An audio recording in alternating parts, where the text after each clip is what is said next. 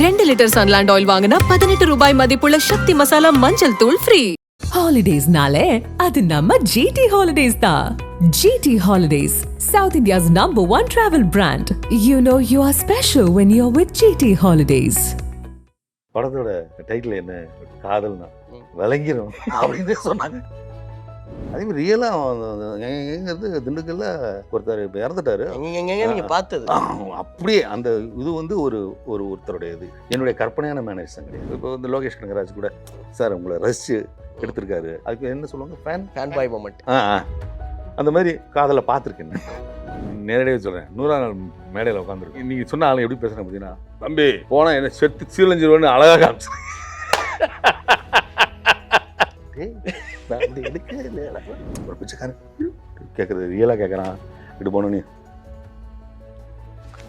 அப்படிங்கிறதெல்லாம் நம்ம அப்சர்வ் பண்ணிக்கிட்டே இருப்போம். அப்படியே நிஜத்தை எடுத்தீங்கன்னு சொன்னால் அது டாக்கு. அதில் ஒரு ஏஸ்தட்டிக், ஒரு கற்பனை அது இருந்தால் தான் 4 பேர் படம் பார்க்கறதுக்காக எடுக்கிறோம். அது காம்ப்ரமைஸ்ன்னு நான் சொல்லலை, அது சேலஞ்ச். சரியா சொன்னீங்க சார். அந்த பாசிட்டிவ் கிளைமேக்ஸ், ஏன்னா பாசிட்டிவ் கிளைமேக்ஸ்னு சொன்னால் ஒருவேளை நீங்கள் சொன்ன அந்த சிங்கண்டா டைலாக் வச்சிருந்தா தியேட்டரில் விசில் பறந்துருக்கும், எல்லாரும் வந்து பார்த்துருப்பாங்க. அதுக்கப்புறம் அந்த படத்தை யாரும் பார்த்து அதே மாதிரி தான் அந்த குட்டி பையன் இருக்கான் பார்த்தீங்களா, அவன் வந்து நாங்கள் லொக்கேஷன் பார்க்க போகிற இடத்துல வந்து மிஸ் பண்ணும்போது செவுத்தில் எட்டு போடுவாங்க. எட்டு போட ட்ரை பண்ண போய் மாட்டேன் என்னங்க அப்படின்னா, சட்டுன்னு தலையிலாம் வச்சுக்காதீங்க அப்படின்னா. அவன் பயப்படவே இல்லை. பரத்துட்டேருந்து அப்படியே கேமரா போய் அப்படியே அந்த போர்டுக்கு போகும். இவன் அதுக்கு முன்னாடி இப்படிட்டு இருப்பான். அதுக்கப்புறம் அவன் ரிலாக்ஸ் ஆகிடும். டேய் நான் அடிச்சுட்டுறாண்ணா சார், கேமரா அங்கே போயிடுச்சு அப்படின்ட்டான். அப்படின்னா பெரிய பெரிய கலைஞர்கள் சொல்லிக்கிறேன்.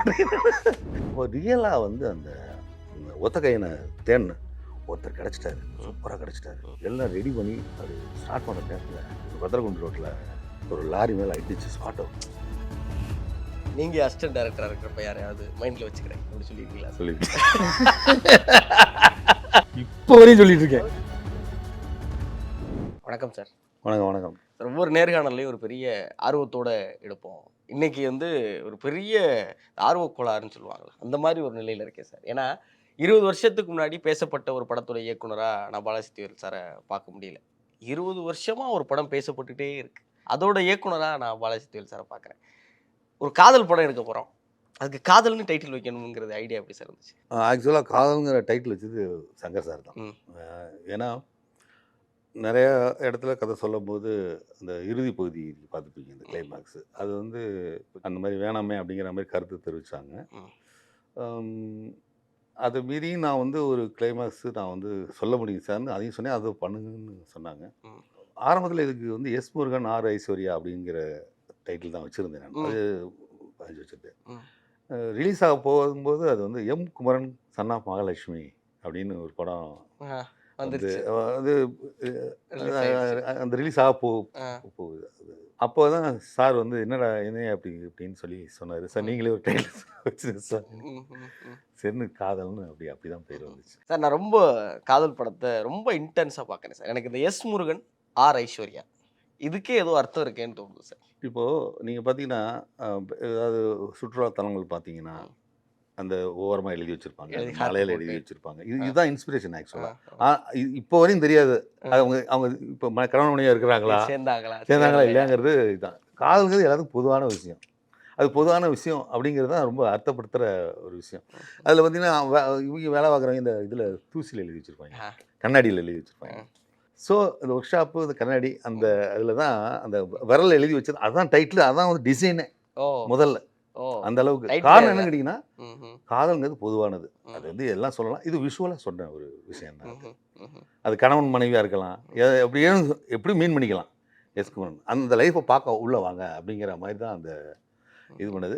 இந்த காதல்ங்கிறது அந்த காரணத்தினால வந்தது. ஒரு வேடிக்கையான அனுபவம். நானும் இவனும் நம்ம ஒரு விஜய் மில்டனும் லொக்கேஷனுக்கு போயிருந்தோம். லொக்கேஷன் பார்க்க போயிட்டோம். என்ன படம், எதுக்கு பார்க்குறீங்கன்னு கேட்டேன். படத்தோட டைட்டில் என்ன அப்படின்னு கேட்டேன். காதல்னா விளங்கிரும் அப்படின்னு சொன்னாங்க. ஏன்னா அது வந்து பொதுமக்களுக்கு வந்து அது ஒரு பெரிய மனுஷங்களுக்கு அது வந்து ஒரு மாதிரி கெட்ட வார்த்தை மாதிரியெல்லாம் அது இது இருந்துச்சு. என்னென்னா ஆமாம் வயசு பயலுக வந்து இந்த ஸ்கூல்லேயே லவ் பண்ணுறாங்க, எடுத்து வச்சுருக்காங்க, இப்படிலாம் விமர்சனம் காலுக்கே வந்துச்சுன்னு வச்சுக்கோங்களேன் உங்களுக்கு. அதே மாதிரி அந்த டைட்டில் வந்து அந்த ஒரு சூழ்நிலை காரணமாக மாறினது தான் அங்கே விஷயமே தவிர, ஆக்சுவலாக வந்து தேசபந்து அப்படின்னு இந்த டிசைனே வந்து ரொம்ப நல்லா இருக்குன்னு சொல்லி அவர் சார் வந்து ரொம்ப அந்த வேற ஒரு வழி ஷாப் தூசில எழுதப்பட்ட தூசில் எழுதப்பட்டது எஸ். முருகன் டிசைனு ஆராய்ச்சி அதான் தானே? வந்து டைட்டில் ஆ. அப்படிதான். அதை வந்து ரொம்ப இது பண்ணும்போது இப்படி வந்ததுனால எதேச்சியா வந்ததுனால சரி அதை பார்த்து வச்ச மாதிரி ஒரு பிரமை வந்துடும் அப்படிங்கிறதுனால காதல்னு பண்ணாங்க. எனக்கு வந்து அந்த அந்த இது இருக்கும்போது பொதுவானது என்ன அப்படின்னு ஆர்வத்துக்குள்ளே வருவாங்க. அதனால தான் சார் எனக்கு உங்க படங்கள்ல பெரிய ஆச்சரியமா என்ன இருக்குன்னா சார், சினிமாங்கிறது ஒரு அழகான பிரம்மாண்டமான பொய். நம்ம நிஜ உலகத்துல நம்மளால நிகழ்த்த முடியாத அசாத்தியங்களை சினிமால நிகழ்த்துறதுனால மக்கள் வந்து அதை விரும்பி பார்க்குறாங்க, மக்கள் வந்து அதை பார்த்து கொண்டாடுறாங்க. ஆனா நான் பாலசக்திவேல் சாரோட படங்கள்ல முக்கியமா காதல்ல எந்த இடத்துலையுமே நிஜ வாழ்க்கையில நடந்திராத ஒரு சம்பவத்தை நான் பார்த்ததே இல்லை. அப்படி நிஜ வாழ்வு நடக்கிறத அப்படியே எடுத்து எடுத்து எடுத்து போட்டு ஒரு படம் பண்றது இருக்குல்ல சார், இது வந்து பேஷனா பிடிவாதம்? இல்லைங்க. அதாவது பிலிப் சிட்னின்னு ஒருத்தர் சொல்லுவார், ம். ஆர்ட்டை வந்து என்னக்கிட்ட டு டீச் அண்ட் டிலைட் அப்படிம்பாரு. நான் ஒரு லிட்ரேச்சர் ஸ்டூடெண்ட், அதெல்லாம் சொல்கிறேன். அப்போது இப்போ நீங்கள் வந்து அப்படியே நிஜத்தை எடுத்தீங்கன்னு சொன்னால் அது டாக்குமெண்ட்ரி. அதில் ஒரு ஏஸ்தட்டிக்கு, அதில் ஒரு ஒரு ஒரு கற்பனை அது இருந்தால் தான் அப்படின்னு ரசிக்கிறோம். உங்கள் பாராட்டை வந்து நான் எப்படி எடுத்துக்கிறேன்னு கேட்டிங்கன்னா, அந்த கற்பனை இல்லாமல் சொல்லியிருக்கீங்களே யதார்த்தமாக அப்படிங்கிற அந்த அப்ரோச், இந்த அதாவது ரியலிஸ்டிக் அப்ரோச் தான் என் ஃபிலிம். ஒரு ஹீரோ அப்படின்னா, இப்போ தெருவில் போகிறோம், யாரோ ஒருத்தர் கலாட்டா பண்ணுறாங்க, நமக்குள்ளெல்லாம் ஆதங்கம் இருக்குது, அவன் வந்து போட்டு அடிக்கிறான் அப்படின்னு சொல்லிட்டு ஒருத்தன் போய் டம்னு நம்மளோட வலிமையாக கொண்டு போய் அடிச்சுக்கிட்டு போடான்னு அவனை மிரட்சி பண்ணி ஓட வைக்கிறான். இதை அவன் செய்யலைங்கும் போது நம்ம கை தட்டுறோம். அதுதான் அந்த மாதிரி படங்கள். நம்ம செய்ய முடியாத ஒரு ஹீரோ செய்கிறாங்க, அது ரசனை. அதை உள்வாங்கி தான் இதுவும் பண்ணணும். இது வந்து என்னன்னு கேட்டிங்கன்னா, அவன் வந்து அந்த மாதிரி அவன் ரியலாக இல்லை, இந்த முருகனால் ரியலிஸ்டிக்காக சேர முடியாது அப்படிங்கிற ஒரு காட்சியை, அப்படி ஒரு அனுபவத்தை நான் பெற்றதுனால அதை நான் எப்படி ரசனையாக சொல்ல முடியும் அப்படிங்கிற அந்த இந்த சினிமாங்கிற டூலுக்குள்ளே பூந்து சொல்லதுனால தான் உங்களுக்கு அந்த காதல்ங்கிற அந்த படம் பிடிச்சி வேந்து போய் அது பேசுகிறீங்க. அந்த அந்த ரியலிஸ்டிக் அப்ரோச் தான் இப்போ இந்த 20 வருஷத்துக்கு அப்புறமும் அதை வந்து பேசுகிறீங்க. இதனால தான் நான் முன்பே அதை வந்து ஃபீல் பண்ணதுனால தான் அந்த கிளைமாக்ஸ் ரொம்ப வந்து பிடிவாதமாக இருந்தேன். ஏன்னா அதுதான் அசைக்குது. ஏன்னா அவனால் சாத்தியம் இல்லை அப்படிங்கிறது ரொம்ப. ஆனால் வந்து அவன் அவார்டு தானே போயிட்டு இருந்தான், இந்த பொண்ணு தானே அப்படிங்கிற மாதிரி இதெல்லாம் உண்மை. எல்லாம் அங்கே உள்ளுக்குள்ளே இருக்கிற ரியலிசம் தான் தாக்கி காதலில் தோல்வி அடைஞ்சவங்களும் இந்த படம் பார்த்துட்டு ரொம்ப ஒரு மாதிரி வெற்றி பெற்றவங்களும் சரி இல்லை அப்படிங்கிறது பல தரப்பு விமர்சனங்கள் வர்றதுக்கு காரணமே அந்த முக்கியமான அந்த கிளைமாக்ஸ் தான். அதை அனுமதித்த என்னுடைய இயக்குனர் சங்கர் அவர்களுக்கும், முக்கியமாக அவங்க துணைவியார், அவங்க தான் ரொம்ப இது என்கரேஜ் பண்ணாங்க. அதாவது அந்த அப்ரோச்சை அவங்களுக்கு இந்த இன்டர்வியூ வாயிலாக ரொம்ப நன்றி சொல்லிக்கிறேன். இவ்வளோ தூரம் பேசுறதுக்கு ரீசனே வந்து அந்த தயாரிப்பாளர் சங்கர் சார் தான். சார் நான் இயக்குனர் பாலசக்திவேல் சார்கிட்ட இதை கேட்கணும்னு விரும்புகிறேன். படம் எழுதும்போது முதல்ல இந்த கிளைமேக்ஸ் இப்படி தான் முடியுதுன்னு நீங்கள் ஆக்சுவலாக வச்சிருந்த ரா கிளைமேக்ஸ் என்ன சார்? இதுதான் இப்போ நீங்கள் படம் பார்த்தீங்க இல்லைங்களா, அதுதான் வந்து ஏன்னா கிளைமேக்ஸ் இந்த படம் ஆரம்பிச்சு எனக்கு வந்து தோணுனதே வந்து அந்த அந்த அந்த நான் சொன்னேன் இல்லையா, ரயில் பயணங்கள் ஒருத்தர் சொன்னாங்க, அது அந்த அந்த ஒரு விஷயம் அது ரியல். அதை வந்து ஏற்றுக்கிட்டதுங்கிறது மிகப்பெரிய ஒரு விஷயம் இல்லை. நீங்கள் எழுதுனதுக்கு பிறகு தான் அவரை சந்திக்கிறீங்களா சார்? அது வந்து இப்போ சொன்னேன்ல, அப்படியே போயிட்டு இருக்கும்போது இன்னும் தனக்கு அந்த மாதிரி அந்த சாதி பையனை கல்யாணம் பண்ணிட்டா என்ன பண்ணேன்னு கொண்டே விடுவேன்னு அந்த லேடி சொல்லிச்சு. அது ட்ரிக்குன்னு மைண்டில் இருக்குது. இப்படி பல கெமிக்கல் ரியாக்ஷன் தான் ஒரு ஃபில்ம் உருவாக்க காரணமாக பல விஷயங்கள் சேர்ந்து ஒரு சப்கான்ஷியஸாக உள்ளே போனது, நமக்குள்ளே ஆற்றாமல் என்னடா இப்படி இந்த கண்ணகி முருகேசன் இந்த மாதிரி நிறைய அந்த செய்திகள்லாம் பார்க்கும்போது காதுக்குள்ளெல்லாம் விஷம் ஊற்றி கொன்னது, 2 பேர்த்தையும் கொன்னது, அது மாதிரி நிறைய விஷயங்கள் எங்கள் ஊர்லலாம் அடிக்கடி நிகழ்கிற பிரித்து விடுவாங்க. இந்த மாதிரி மிரட்டி பிரித்து விடுவாங்க. இது மாதிரி நடந்தது. அதேமாதிரி ரியலாக எங்கிறது திண்டுக்கல்ல ஒருத்தர் இப்போ இறந்துட்டார். அவர் வந்து அந்த மாதிரி ஒரு காதலை பாதிக்கப்பட்டோன்னு சொல்லுவாங்க, இந்த கதைகளாக சொல்லுவாங்க இல்லையா, அந்த இருக்கார்ல நீங்கள் பார்த்தது அப்படியே அந்த இது வந்து ஒருத்தருடைய இது என்னுடைய கற்பனையான மேனேஜ்தான் கிடையாது. ஏன்னா இப்போ வரைக்கும் பேச அந்த ரியலாக இப்படி அடிச்சுக்கிட்டே சுற்றி வருவார். அந்த சாப்பிட மாட்டார், 1 மணி வரையும் இப்படி இருப்பார். ஆள் இருப்பார். நைட்டும் பார்த்தாலும் அப்படியே இருப்பார். அது ரொம்ப பாதிச்சது. கேட்டால் லவ் ஃபெயிலியர்னாங்க. எனக்கு அப்போ வந்து அந்த ஏஜில் அந்த லவ் அப்படிங்கும்போது அப்படியே அந்த எல்லாத்துக்கும் இருக்கும் காதல் தெரியும். எழுதும்போது உங்களுக்கு என்ன வயசு சார்? என்ன வயசு சார்? கால் பண்ணும்போது கால் பண்ணுற வயசு கிடையாது, ரொம்ப ஏஜ் தான். ஏன்னா அந்த அந்த கரு சுமந்துட்டு இருக்கோம் இல்லையா உள்ளுக்குள்ள, ம். அதுதான் வந்து ம். உண்மையான விஷயம். சினிமாங்கிறது நிகழ்த்து கலை தான். நிச்சயமா. அதனால தான் டைரக்டர் சார் அவ்வளோ ஓரம் நடிக்காது சார், இது மட்டும் சொல்லு, இப்படி போதும் சார், இப்படி சொன்னால் போதும் சார் அப்படின்னு சொல்கிறதுக்கு காரணம் அவருக்கு உள்ளே இருக்கிற அந்த விஷயம். இப்போ வந்து லோகேஷ் கனகராஜ் கூட சார் உங்களை ரசித்து எடுத்திருக்காரு கமல் சார். அந்த மாதிரி ஒரு ரசனை எல்லாத்துக்குமே ஒரு ஒரு ரசனை உள்ளுக்குள்ள இருக்கும்.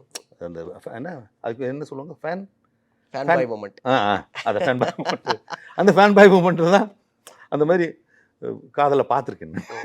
அதை அடி அடி அடி பண்ணுறது அப்படிங்கிறது இதெல்லாம் நிறையா நம்ம அனுபவிச்சிருக்கோம், பார்த்துருக்கோம். பஸ் ஸ்டாண்டில் நின்னாலும் சும்மா இருக்க மாட்டோம். டைரக்டுங்கிறது வந்து நாட் ஷார்ட் கட்டை மட்டும் கிடையாது, அப்சர்விங் த கேரக்டர் ஃபேஸு. ஒரு பிச்சைக்காரன் கேட்குறது ரியலாக கேட்குறான், இப்படி போனோன்னே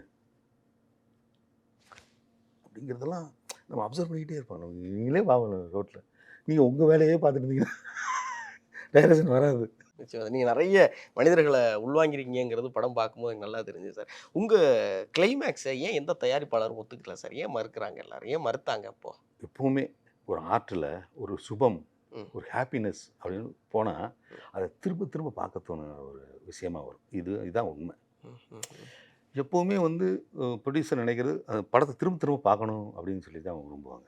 அந்த கான்டெக்ஸ்டில் வச்சு பார்க்கும்போது அவங்க மறுத்ததுக்கான ரீசனும் இருக்குது. நான் தான் இதையும் சொல்கிறேனே, ம். இப்படியும் பண்ணலாம் சார், இப்படியும் பண்ணலாம் சார், ம், ம். ஆனால் அது பண்ண மாட்டேன் சார், நான் தான் சொன்னேன். சார் அந்த பாசிட்டிவ் கிளைமேக்ஸ். ஏன்னா பிளாஸ்டிக் கிளைமாக்ஸ்னு சொன்னால் அவன் அடித்து போட்டு முடிச்சுட்டு நாயா பண்ணியா சிங்கமா அப்படின்னு கேட்டுட்டு விட்டுவான் இல்லையா. இப்போ நாயா பண்ணியா எப்படியான்னு அடித்து ஃபைட் பண்ணி எல்லாத்தையும் முடிச்சுட்டு சிங்கண்டான்ட்டு போவான். முடிஞ்சு போச்சு, நம்மள்றா நம்ம தப்பாக நினச்சிடாடா அவனை அப்படியும் பண்ணுவான். அந்த ஒரு டைலாக்ல மாறுது. இதுதான் பாசிட்டிவ் கிளைமேக்ஸ் நாங்கள் வச்சிருந்தேன். சிங்கம் டான்னு, நானும் சிங்கம் தான்டா அடிச்சு போட்டு சொல்லுவோம். பட் அந்த இம்பேக்ட் இருக்குது பார்த்தீங்களா, அது நான் இப்போ சொன்னேன் பார்த்தீங்களா, ஏன் வந்து படம் பண்ணேங்கிறதுக்கான சொன்னேன் கண்ணகி முருகேசன் அந்த இதெல்லாம் அது உள்வாங்கிட்டு நான் என்னுடைய ஜெயிக்கணுங்கிற சக்ஸஸ்க்காக நான் அப்படி மாற்றினேன்னு வச்சுக்கலேன், நான் கலைக்கு பண்ணுற எவ்வளோ பெரிய துரோகம். இல்லைன்னா 20 வருஷமாக பேசுவீங்களா நீங்கள்? நிச்சயமா சார். எத்தனை படம் இதை விட தொடர்ந்து எவ்வளவோ படங்கள் ஓடி இருக்கு, அதெல்லாம் ஏன் சொல்ல மாட்டேங்குது? நிச்சயம். நான் இப்ப அதான் சார் சொல்ல வந்தேன். ஒருவேளை நீங்க சொன்ன அந்த சிங்கண்டா டயலாக் வச்சிருந்தா தியேட்டர்ல விசில் பறந்துருக்கும், எல்லாரும் வந்து பார்த்துருப்பாங்க. ஆனா அது அதுக்கப்புறம் அந்த படத்தை யாரும் பார்த்துருப்பாங்க, யாரும் பேசியிருக்க மாட்டாங்க. இதை நான் ஏன் சொல்கிறேன் அப்படின்னு கேட்டிங்கன்னா, இது அதை பண்ண முடியுங்கிற திமிரில் இல்லை, இம்பேக்ட். அப்போ நீங்கள் சொன்னீங்களே ஒரு பயணம் வந்து அந்த மூலம் தான் கதையே ஆரம்பிச்சது எனக்கு. அந்த மூலத்தை வந்து நான் மறைச்சி, மூலப்பத்திரத்தை மறைச்சிட்டு அதை கையாடல் பண்ணக்கூடாது இல்லைங்களா. பவர் ஆஃப் அட்டர்னி எனக்கு கொடுத்ததுனால அந்த மூலப்பத்திரம் வச்சு ஒரிஜினல் காரனுக்கு போய் அந்த இது சேராமல் விடுறதுன்னா எவ்வளோ அயோக்கியத்தனம். அதனால தான் நான் வந்து நான் இப்பயும் திருப்பி வந்து சங்கர் சார் ரொம்ப பாராட்டணும் அந்த கிளைமேக்ஸ் அனுபவிச்சேன். ஜேகே ஒரு இடத்துல சொல்லுவாரு, குனிந்தே பழக்கப்பட்ட சமூகத்தில் ஒருவன் நிமிர்ந்து நடப்பதால் அவன் திமிரானவனாக பார்க்கப்படுகிறான் அப்படிம்பாரு.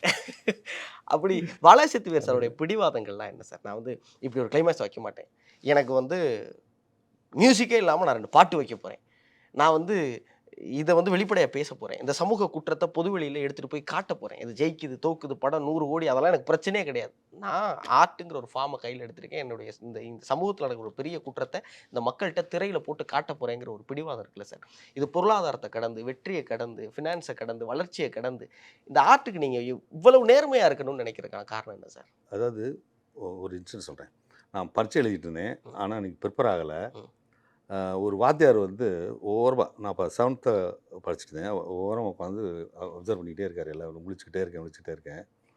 அப்போ வந்து அவர் வந்து ஒரு சொல்கிறார், ஒரே வார்த்தை சொன்னார், இந்த பாரு தெரியலைன்னா பேப்பரை வச்சு போகலாம், என்கிட்ட சொல்ல பொதுவாக சொல்கிறேன், இன்னொருத்தனை பார்த்து எழுதணும் அப்படின்னு நினைக்கிறது வாந்தி எடுத்து சாப்பிட்ற மாதிரிடா அப்படின்னாரு. அந்த வார்த்தை இப்போ வரையும் எத்தனை வருஷம் ஆச்சு மைண்டில் பட்டுருச்சு. அந்த அந்த அந்த ஆசிரியனோட குரல் எனக்கு வந்து இந்த ஆர்ட்டில் பயன்படுத்திருக்கு.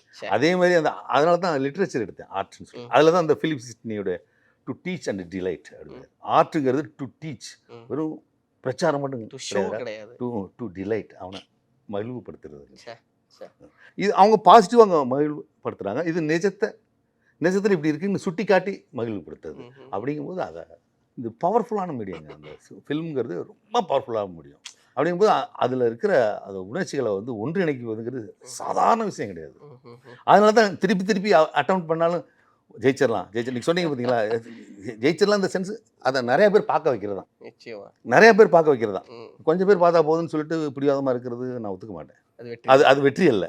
உங்களுக்கு நல்லா தெரியும், இந்த ஃபார்ம்னா ஒரு 1000 சீட்டில் பார்க்கணும் அப்படின்னா 1000 சீட்டில் பார்த்தா தான் அந்த படம் வெற்றி. அந்த டிவைஸ்க்குள்ளே நம்ம மைண்டில் வச்சு தானே பண்ணுறோம். 4 பேர்த்து படம் பார்க்கறதுக்காக எடுக்கிறோம் நம்ம. அது வந்து அது ஆர்ட் இல்லை. அது வந்து அதான் சொல்லிட்டேன், நான் எழுதிட்டு இதான் நான் எழுதான் கவிதை அப்படின்னு முடியாத பிடிக்கிற மாதிரி பிடிக்கிற மாதிரி. இப்போ போட்டியில் வந்து தோல்வி அடைஞ்சிருது. அதுக்குன்னு சொல்லிட்டு நான் போட்டிக்கெல்லாம் கவிதை எழுத மாட்டேன், நானும் எழுதி வச்சுக்கேங்கிறது கிடையாது. நீங்கள் எப்போ நீங்கள் 4 பேர் படிக்கணும், 4 பேருக்கு இம்பாக்ட் பண்ணணும்னு சொல்லிட்டு ஒரு சின்ன காகிதத்தில் எழுதி வைக்கிறீங்க, ஏன் பப்ளிஷ் பண்ணுறீங்க? அதுபோல் இந்த டூலில் இத்தனை பேர் இந்த ஃபிலிம் பார்க்குறாங்கன்னு சொன்னால் 1000 சீட்னா 1000 சீட்டு தான் அந்த படம் பார்க்கணும். அதுக்குள்ளே பூந்து பண்ணணும். அது காம்ப்ரமைஸ்ன்னு நான் சொல்லலை, அது சேலஞ்ச். சரியாக சொன்னீங்க சார். நீங்கள் சொன்ன அந்த டு டீச் அண்ட் டிலைட்டை எங்கேயோ கேட்டமே யோசிச்சுட்டே இருந்தேன். இப்போ தான் பிடிபடுது. எம்ஜிஆர் ஒரு மேடையில் பேசுகிறாங்க, ஒரு திரைப்படம் எப்படி எடுக்க வேண்டும் என்று பேரறிஞர் அண்ணா சொல்லியிருக்கிறார். கொள்கை பிடிப்போடு மக்களை பொழுதுபோக்குவதாக ஒரு சினிமா எடுங்கிறார். இந்த டீச் அண்ட் டிலைட் அப்படிங்கிறத அதுதான் ரொம்ப முக்கியம். அதுதான் சினிமாவோட தேவைன்னு நான் நினைக்கிறேன் சார். நான் நிறைய இயக்குநர்களை பார்க்கும்போது, சார் சினிமாவோட தேவை என்ன நினைக்கிறீங்க, ஒரு சினிமாக்காரனுக்கு சமூக பொறுப்பு இருக்குன்னு நினைக்கிறீங்களா அப்படின்னு கேட்குறப்ப எல்லாரும் வேறு வேறு விதமான பதில் சொல்லிக்கிட்டே இருப்பாங்க. இன்னைக்கு ஓரளவு அந்த கேள்விக்கான பதில் கிடைச்சதா நான் நினைக்கிறேன். காதல் படத்தில் நடித்த கதாபாத்திரங்களை வேற எந்த படத்தில் பார்த்தாலும் சார், நான் உங்கள் பெரிய வெற்றியாக காதல் படத்தோட வெற்றி எப்படி பார்க்குறேன் சார், எந்த படத்தில் விஜயகாந்தை பார்த்தாலும், அந்த ஃபைட்டரா அது வில்லனா வர்றவரை பார்த்தாலும், அந்த டைரக்டரா வர்றவரை பார்த்தாலும், இவர் காதல் படத்தில் வந்தவரில் இது அவங்களுக்கு ஒரு அடையாளமாக மாறிடுச்சு. இப்படி பதிய வைக்கிற கதாபாத்திரம் இருக்குல்ல, அந்த டைரக்டர் சொல்லுங்க சார், அது யாரோட ஃப்ரெண்ட்ஸ், எங்கே பிடிச்சிக்க வர? நீங்கள் அசிஸ்டன்ட் டைரக்டர் வாழ்க்கை பார்த்தீங்கன்னா பேச்சுலர்ஸ் ரூமில் தான் இருப்பாங்க, நிறைய பேர் கல்யாணம் பண்ணிக்க மாட்டாங்க, ரொம்ப சாட்சி தான் பண்ணணும் அப்படிங்கிற அந்த மாதிரி இடங்களில் நானும் வாழ்ந்துருக்கேன். அப்போது ஒரு சில பேர் வந்து சான்ஸ் கேட்டு வருவாங்க. வரும்போது பார்த்தீங்கன்னா ஸ்ட்ரைட்டாக அவர் டைரக்டர் பார்க்க முடியாது இல்லையா, இந்த மாதிரி ஆளுகளை இப்படி எப்படி அட்ரஸ் கண்டுபிடிச்சி சின்ன மேன்ஷனில் இருக்கிற மாதிரி வந்துடுவாங்க. சில பேர்த்துக்கு அதுவே வந்து ஸ்பாட்டில் பார்க்காம இங்கே வந்து பார்த்தது பாத்ரூம் போகிறதுக்கு துண்டை கட்டி நிற்கும் போதெல்லாம் வந்து சாருப்பாங்க. இந்த வேடிக்கைலாம் என் மேன்ஷனில் நடந்திருக்கு, அதே மேன்ஷனில் நடந்திருக்கு. அப்படிங்கும்போது அப்படியே கடுப்பாய் டீ வாங்கிட்டு சொல்லுவாங்க, அந்த இடத்துல இருந்து கலட்டி விடணும். கலட்டி விட்டு அவங்களும் டீ வாங்கிட்டு வருவாங்க, அவங்க காசு போட்டு வருவாங்க. அப்புறம் அங்கே நாளடைவில் பழகிடுவாங்க. சரி தான் பார்த்துட்டா முக்கால் மேலே பிடிச்சி அப்புறம் என்ன விட்டு சரி அடிக்கடி வருவானுங்க. ஏன்னா அவங்களுக்கு கணக்கு சொல்லணும்ல. எத்தனை பேரை பார்த்தேன் அப்படின்னா, அவர் வந்து அந்த டைரக்டர் இருக்கார்ல, அவர் அசிஸ்டண்ட்டை பார்த்து வந்திருக்கேன், அவர் அசோசியேட்டை பார்த்து வந்திருக்கேன் அப்படின்னு அவங்க ஒரு கணக்குக்கு இந்த மாதிரி எளிதாக இருக்கிற ஆளுகிட்ட வருவாங்க. இவங்க அவங்கள யூஸ் பண்ணுற மாதிரி நினச்சிக்குவாங்க, அவங்க இவங்க இந்த காமெடியெல்லாம் பார்த்துருக்கேன். இது ஒரு லேயர். அப்படிங்கும்போது அந்த சீனில் அந்த பேச்சுலர் ரூமில் தங்கியிருக்கான், அவங்க கூட இருக்கிற ஆளுகளில் அது ஒருத்தர் ஒரு அசோசியேட் டைரக்டர் அப்படிங்கிற இந்த வாழ்வியல்லேருந்து எடுக்கும்போது உங்களுக்கு வந்து அந்த காமெடி அது நிஜம். அதே மாதிரி தான் அந்த குட்டி பையன் இருக்கான் பார்த்தீங்களா, அவன் வந்து நாங்கள் லொக்கேஷன் பார்க்க போகிற இடத்துல வந்து இந்த பிஸ் பண்ணும்போது செவுத்தில் எட்டு போடுவாங்க, எட்டு போட ட்ரை பண்ண போய் மாட்டேன் என்னங்க அப்படின்னா, எனக்கு சட்னு தலையிலாம் வச்சுக்காதீங்க அப்படின்னா. அவன் பயப்படவே இல்லை. குட்டி பையன் அவன் பயப்படவே இல்லை. அவன் டேய் இவன் சரியான மெட்டீரியல், கேமரா அவன் பயப்பட மாட்டானா. ஒரு நாள் அவன் என்ன மாதிரி அவன் கேமரா கான்சியஸ் இருக்குது, இப்படியே பரத்துட்டேருந்து இப்படியே கேமரா போய் அப்படியே அந்த போர்டுக்கு போகும், இவன் அதுக்கு முன்னாடி இப்படிட்டு இருப்பான். அதுக்கப்புறம் அவன் ரிலாக்ஸ் ஆகிடுவான். டேய் நான் அடிச்சுட்டுறாண்ணா சார், கேமரா அங்கே போயிடுச்சு சார் அப்படின்ட்டான். வியந்து சொன்னான் விட்டேன், அந்த அளவுக்கு டியூன் ஆகிட்டான். அவர் ஃபேஸு காமிச்சா தான் அவர் நடிப்பாரான். அதுக்கப்புறம் டேய் 3 டேக் போனால் ஏன்னா நீ சார் கேமரா போயிடுச்சு சார், இது நான் பெரிய பெரிய கலைஞர்கள் சொல்லிக்கிறேன். சொன்னேன் ரியல் டேலண்ட்ஸ்லாம் ஹிடன் நிறைய பேர் இருக்காங்க. எனக்கு அதான் உண்மை. அவங்க தான் ஹெல்ப் பண்ணாங்க எனக்கு. நான் வந்து பெரிய நடிக்க விட்டேன், நான் பெரிய அது நான் ஜிம்பிளிக்கு பம்பாலாம் நான் சொல்லவே இல்லை. அதை அப்படியே தட்டி அப்படி லைட்டாக அப்படி தட்டி விட்டு இப்படி வந்து பீப்புள் தாங்க, ஸோ மெனி பீப்புள். பாவம் அவர் வந்து அந்த சினிமா அந்த அந்த லாங்குவேஜ் தெரியாதனால அவர் வந்து அந்த ஒரு 2-3 படங்களோடு போயிட்டார் அந்த சின்ன பையன். இப்போ ஸோ அதனால தான் டேலண்ட்ஸ்லாம் வராங்க, ஆனால் அவங்களாம் விரும்பி வரல சினிமா, நம்மளாம் போய் சூஸ் பண்ணோம் இல்லைங்களா. அதனால அவங்களால இந்த சினிமாவுடைய அந்த அது அந்த எக்ஸ்பீரியன்ஸ் வச்சுக்கிட்டு சில விஷயங்கள் பண்ணணும், லைஃப்லேயும் ஒரு ஸ்கிரிப்ட் பண்ணணும், அது தெரியல. நீங்கள் அசிஸ்டன்ட் டைரக்டராக இருக்கிறப்ப யாரையாவது மைண்டில் வச்சுக்கிறேன் அப்படி சொல்லியிருக்கீங்களா சார்? சொல்லியிருக்கேன். இப்போ வரையும் சொல்லிட்டு இருக்கேன். அப்படி இல்ல இப்போ சார். யாராவது சார் அப்படின்னு மைண்டில் வச்சுக்கிறேன்னா, சார் உங்கள் டைலாக்கே நீங்கள் சொல்லிங்களா, வேற எதுவுமே ஆல்ரெடி இல்லைங்க அதுக்கு. அதுக்கு ஒரு ஆல்டர்னேட் டைலாக் எனக்கு இல்லை தெரிலங்கன்னு நானே சொல்லியிருக்கேன். அது இப்போ சொல்லியிருக்கேன். அதனால தான் சொன்னேன் நான். அதுக்கு முன்னாடி சொன்னதில்லை. மைண்டில் வச்சுக்கிறேன். ஏன்னா யாருமே அந்த மாதிரி அந்த அப்ரோச் நான் அதை இது பண்ணவே மாட்டேன். இப்படி இப்போ கேட்கும்போது சார் மைண்டில் வச்சுருந்தேன், காமெடி பண்ணுறீங்களா தரேன். அண்ணன் தம்பி அமெரிக்க மாப்பிள்ள ஸ்ட்ரெயிட்டா ஹீரோ தான் சார். அவர்கிட்ட வந்து ஒரு பயங்கரமான கான்ஃபிடன்ஸ் இருக்கும் சார். அவர் வந்து அந்த வாய்ப்பு கேட்டு வர்றவர் அந்த இவர் கூட பம்முவார், அந்த வில்லன் கேரக்டர் கூட சார் இவர்கிட்ட வந்து ஹீரோ தான் சார். அந்த ஃபோட்டோலாம் பாஷா கமல் சார் இதெல்லாம் பார்க்குறப்ப ஒரு பெரிய அது எப்படி சார் அவருக்குள்ள திணிச்சிங்க? எத்தனையோ பேர் நிறைய பேர் அப்ரோச் பண்ணுவாங்க இல்லையா. ஒருத்தன் எப்பவும் பேட்டரில் கொடுப்பாங்க. பேட்டரில் கொடுக்கும்போது இப்போ கொனேசன் நான் அடுக்க விரும்புகிறேன், கொனேசன் 3-4 இடத்துல சொல்லிக்கோங்க. நிறைய லெட்டர் வரும்போது பார்த்தீங்கன்னா இது மட்டும் கொனேசன்னு தெரிஞ்சு பேரே கேள்விப்பட்டது இல்லையே, கூப்பிட்றா அவனை அப்படின்னு கூப்பிட்டா அவன் தான். இனியா அது கொனேசன் நீங்கள் இப்படி கூப்பிடுவீங்க கணேசன் எழுதுனே என் பேர் கணேசன் சார். நான் என்னடா இப்படியெல்லாம் கூட ஒரு அப்ரோச்சுன்னு. அது போல் பம்மிட்டு வரதான் வந்து வராங்கல்ல, அதில் ஒருத்தன் கம்பீரமாக வந்தான். 10 கம்பெனி போயிருக்கேன் கொடுக்கணும் இன்னும் சத்தம் போட்டுட்டு தான் வெளியில். யாரான்னு விட்டு பார்த்தா அப்போ தான் நான் வெளியே வருவேன். அந்த கலாட்டா பண்ணிட்டு என்னடா கலாட்டான்னு பார்க்கும்போது என்ன பெரிய டயர்னா பெரிய இவரா ஒன்று இந்த மாதிரி ஆளுங்களாம் ஒரு சில பேர் இருக்காங்க. அவங்க கவனத்தை கொடுப்பாங்க. எப்படி வந்து ஒரு டீச்சரை வந்து குறும்பு செய்கிறவன் அப்படி ஞாபகத்தில் இருப்பானோ அந்த மாதிரிங்க. அந்த கேரக்டர் இருந்ததுனால அவன் உண்மையிலே பாவம் பரிதாபமான பையன் தான். ஆனால் அப்படின்னு ஒரு ஆட்டிடியூட் கொடுத்தோம் இல்லையா, கொடுத்தா அது சரியாயிடும். ஃபேஸ் பார்த்தீங்கன்னா இன்னோசென்ட்டாக இருக்குது, ஆனால் கான்வெண்ட்டாக ஆக்டிவிட்டி, அந்த ட்ரெஸ்ஸு, அந்த கூலிங் கிளாஸு, நீ என்ன வேணாலும் சரி நீ நான் கமல் குணாதான்டா அப்படிங்கிற அந்த கான்ஃபிடென்ஸ். அந்த ஃபோட்டோஸ் எடுத்துகிட்டு வந்து காம்பு வந்துருங்களா இப்படி நான் வந்து நான் தான் எடுத்தது. அதெல்லாம் அவனோட கான்ஃபிடென்ஸு. அப்படி ஒரு கேரக்டர். ஆனால் ஃபைட் ஈட்டு தெரிஞ்சா கூட அது ஒரு நம்மள ஒரு கண்டுபிடிச்சிங்க இல்லைங்க. அது அப்போதான் வந்து நிறைய பேர் அந்த காத்துனா ஜெயிச்சா அது ராசிக்கும் அவனுக்கும் சேர்ந்து அவன் ராசி விருச்சிக ராசி, அதனால தான் சொல்லுவேன் இந்த மாதிரி கவர்ற ஒரு விஷயம் தான். அதாவது டேலண்ட்டை மீறி ஃபஸ்ட்டு ஃபைல் எடுக்கணும் இல்லையா. கேஸ் கட்டல ஏகப்பட்ட கேஸ் இருக்கும். அது இது குறிப்பிட்ட கேஸ் எடுக்கிறதுன்னு சொன்னால் பியூன்ட்ட காசு கொடுத்து மேலே வைக்கணும். அப்படி தான் கோர்ட்டுலாம் நடைமுறை. அது போல் அவனுடைய தப்பான விஷயமே அவனுக்கு கவனத்தை ஈர்க்கு பார்த்தீங்களா, அந்த மாதிரியான ஒரு விஷயந்தான் அந்த கேரக்டர் ரெண்டுமே.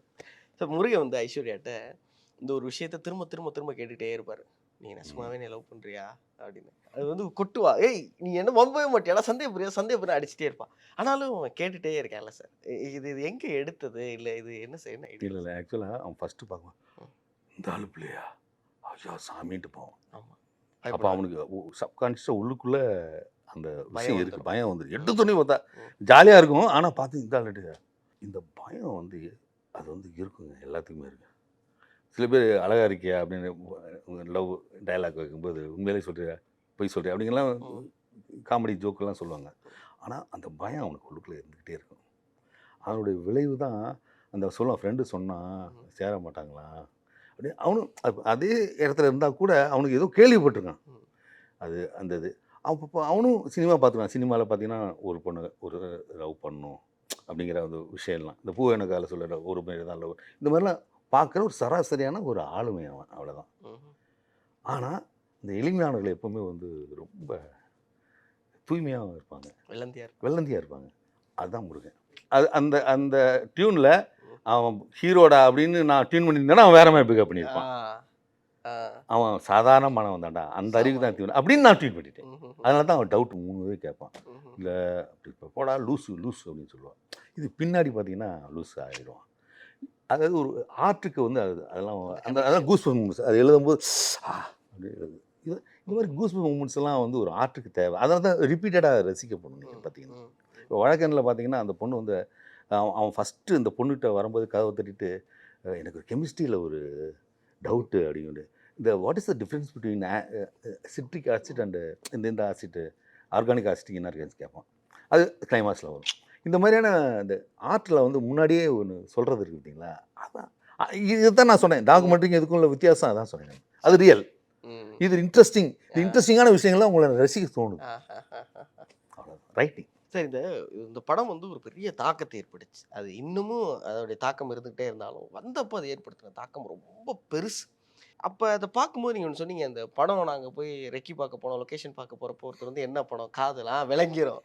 இந்த படம் வந்ததுக்கப்புறம் நீ வந்து சொசைட்டியை மிஸ்லீட் பண்ணுறங்கிற மாதிரியான ஒரு விமர்சனங்கள் வந்திருக்கும்ல. அது அந்த ஊரில் இருந்த பெரியவர்களாக இருக்கலாம், கட்சிக்காரர்களாக இருக்கலாம், இல்லை இதை வந்து செய்கிறவங்க இருக்காங்கல்ல, இதை வந்து இது காதல் படத்தில் அவன் கிளைமேக்ஸில் அவனை பைத்தியமாக்குறது சரின்னு நினைக்கிற ஒரு பெரிய கூட்டம் இருக்காங்களா, அவங்களுடைய விமர்சனங்கள் எப்படி சார்? அதான் இது வந்து நேரடியாக சொல்கிறேன். 100ஆம் நாள் மேடையில் உட்காந்துருக்கோம். எப்படி அதில் வந்து நீங்கள் சொன்ன ஆளுங்க எப்படி பேசுகிறேன் பார்த்தீங்கன்னா, தம்பி போனால் என்ன செத்து சீலஞ்சிருவேன்னு அழகாக காமிச்சு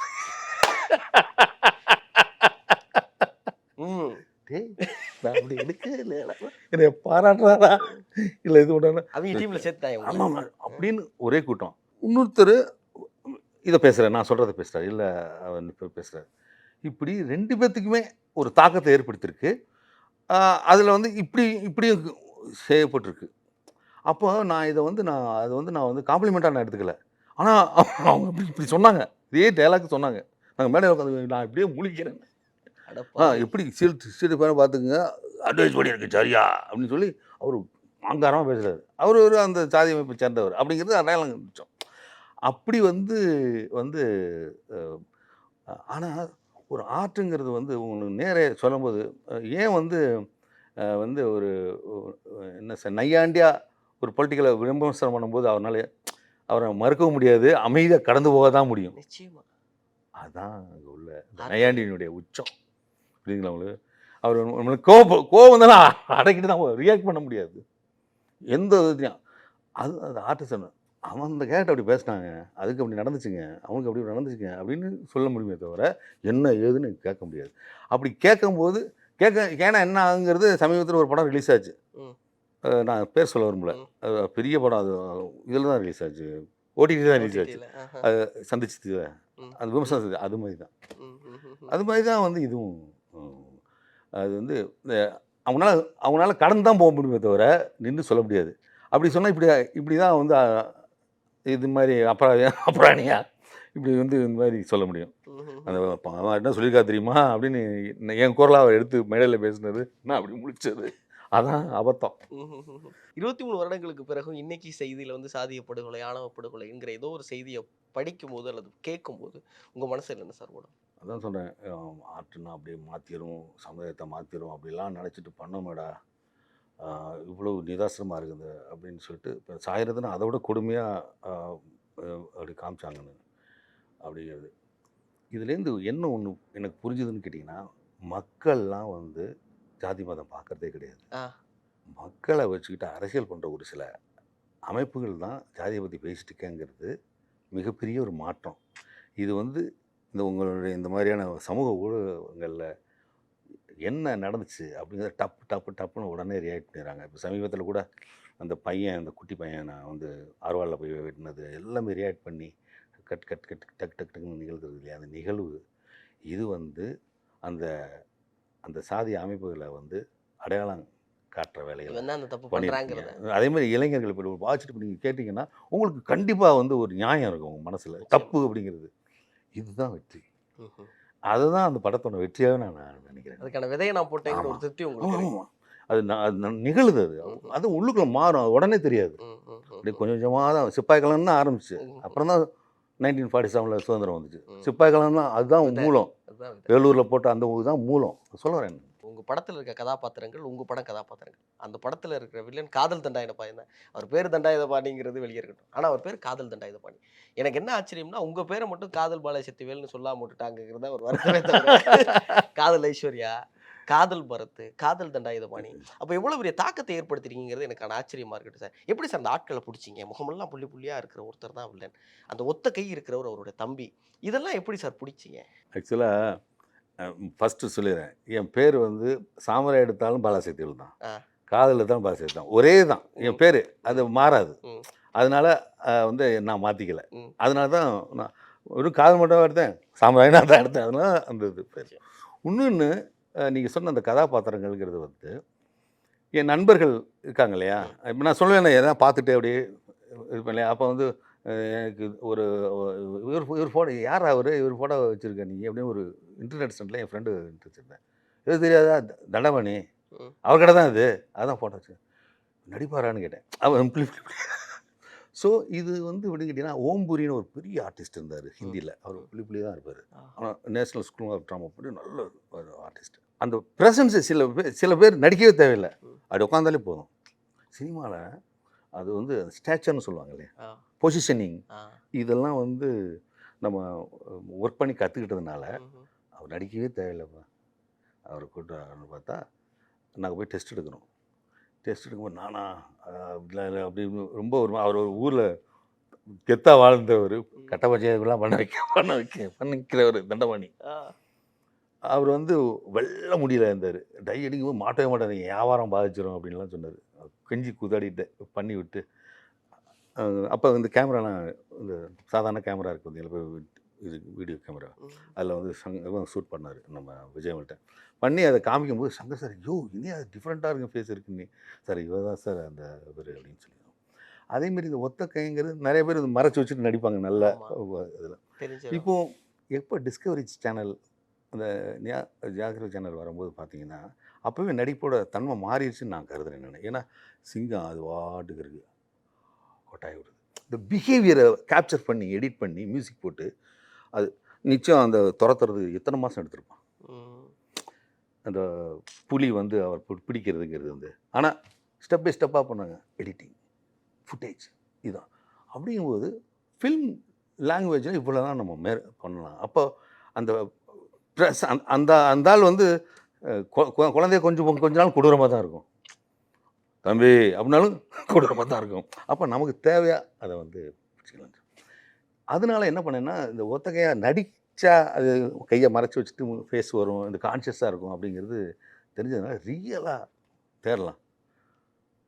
அதே மாதிரி நியூ ஃபேஸாக போட்டு இடையில ஒரு நல்ல வேர்சிட்டல் ஆர்டிஸ்ட் போட்டோன்னு வச்சுக்கோங்க, பேலன்ஸ் பண்ணணும், ரொம்ப கஷ்டமாக இருக்கும். இவர் துண்டை தெரிவார்.